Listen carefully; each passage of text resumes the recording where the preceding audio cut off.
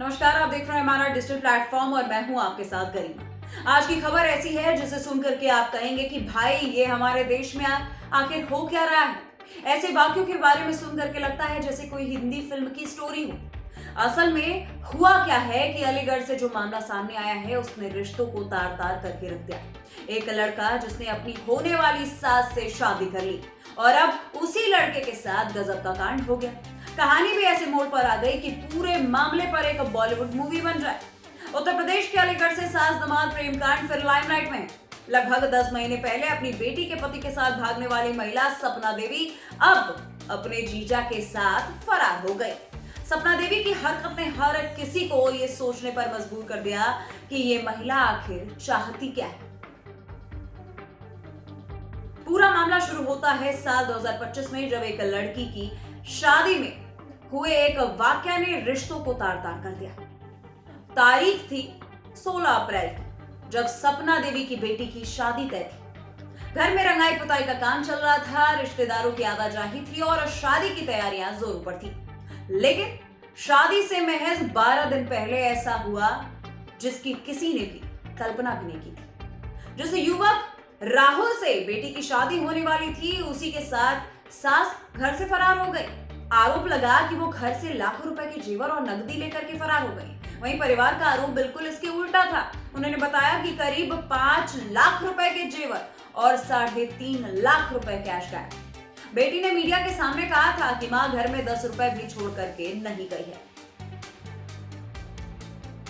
राहुल की माने तो वो 6 फरवरी को हर दिन की तरह काम पर गया हुआ था, मगर जब वो घर लौटा तो सपना देवी जी गायब थी। राहुल का यह दावा है कि उसकी गैर मौजूदगी में बहनोई पर घर पर आया करता था और उसे बहला फुसला करके ले गया। इसके अलावा वो अपने साथ 2 लाख रुपए और गहने भी लेकर के गई।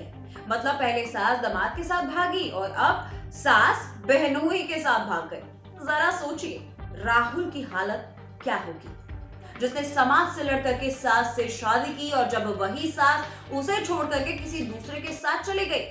राहुल का कहना है कि उसका बहनोई बिहार के एक जिले में कपड़ों का कारोबार करता है, वहीं से उसका गांव में आना जाना था। इसी दौरान सास और बहनोई के बीच बातचीत और मुलाकातों का दौर भी शुरू हो गया, जिसके बाद नजदीकियां इतनी बढ़ गई कि दोनों ने साथ में फरार होने का फैसला कर लिया।